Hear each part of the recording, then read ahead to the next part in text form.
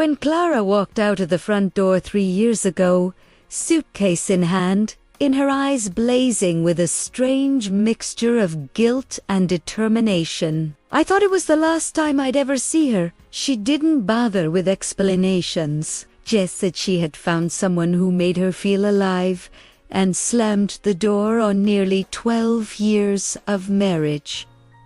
Her sudden departure left me hollow. For months, I wandered through the house like a ghost. The smell of her perfume lingered on the pillows, her laughter still echoed in the kitchen walls, and every morning I reached for a presence that was no longer beside me. But as much as it destroyed me, time has a way of hardening broken pieces. Eventually, I picked myself up, pieced together a new life, and learned to exist without her. That was until last week, when the past came knocking. Literally, I was getting ready to head to work when the doorbell rang. Standing there was Clara. Her hair was messy, her eyes red and swollen, and she clutched a bag as if she had run straight from the airport. I froze. For a moment, I thought I was hallucinating. "Liam," she whispered, voice trembling. "Please, can we talk?" My blood turned cold. I didn't move. I didn't even breathe. My mind flashed back to the years of silence, to the unanswered calls, when I begged her just to explain, to the rumors I later heard about her moving in with some man named Daniel, the same Daniel she'd been having an affair with while married to me. "What are you doing here?"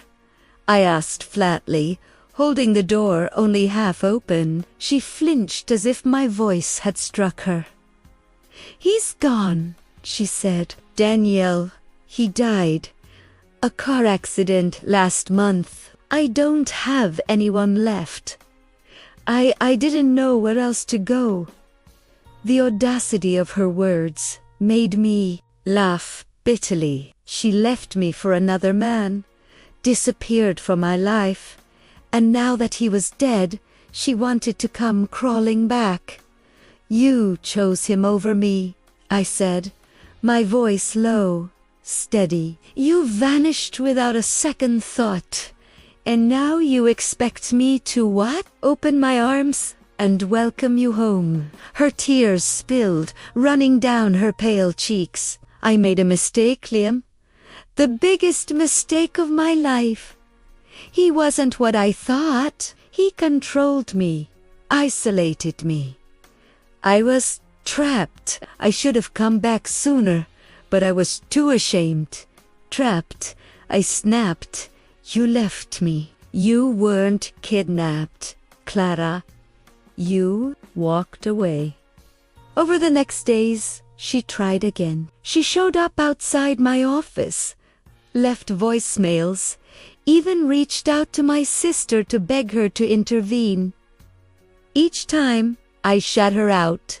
My friends told me to stay strong. My family reminded me of the sleepless nights she caused. But in the quiet hours of the night, I couldn't deny that a part of me, the foolish, sentimental part, still remembered the woman I had once loved with everything in me.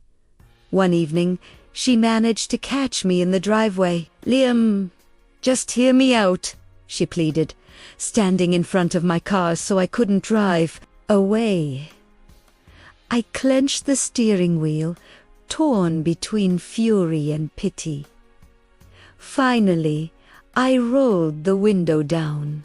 "Dos minutos," I said sharply. Her voice shook as she spoke. Daniel wasn't who I thought. He had money, charm. He promised me the world. But once I left, he turned into someone else. He controlled where I went, who I spoke to. He kept me from reaching out to you. I was miserable, Liam. I thought of you every single day. You thought of me, I said bitterly. Did you think of me when you packed your bags, when you moved into his house? When you let him parade you around town? She flinched. I deserved that. But please, I need a second chance. Let me prove I can make it right. My laugh was hollow. Make it right, Clara. You shattered something that can't be glued back together. Do you even know who I am anymore? Her eyes darted toward the house, toward the garden she once loved. This was my home. You're my husband. Were I corrected coldly? You were my wife. Past tense. Then came a twist I didn't expect. That night, Daniel's sister appeared at my door. She told me the accident wasn't just an accident. It happened right after a fight with Clara. She had threatened to leave him, stormed out, and minutes later he drove off, drunk and angry. When I confronted Clara, she broke down. He died because of me, she confessed. I thought maybe if I came back here, I could find forgiveness. From you, from myself. I looked into her tear-streaked face and finally understood. She wasn't here for love. She was here because she wanted to wash her guilt clean. Slowly, I lifted her chin and said, I forgive you, but that doesn't mean I want you back. Her face collapsed. She reached for me, but I stepped away. For the first time in years, I felt strangely calm. Clara eventually left that night, and this time, I didn't watch her go with despair. I watched with clarity. The woman who had broken me once was gone again, but I was no longer broken. I was free. When Clara eventually left that night, silence settled over the house like a comforting blanket. For the first time since her sudden reappearance, I could breathe without the weight of her shadow pressing down on me. But the story didn't end there. The next few weeks, I tried to move on, as if she had never returned. I poured myself into work, went out with friends, even joined the local hiking group. Life felt lighter, easier, and I told myself I had closed the door on the past for good. Then one evening, I came home to find a letter slipped under my door. My name, written in Clara's handwriting, sent a chill down my spine.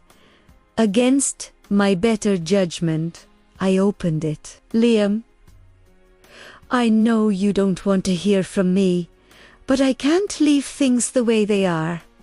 I'm not asking for forgiveness anymore. I just want you to understand. Please meet me one last time tomorrow.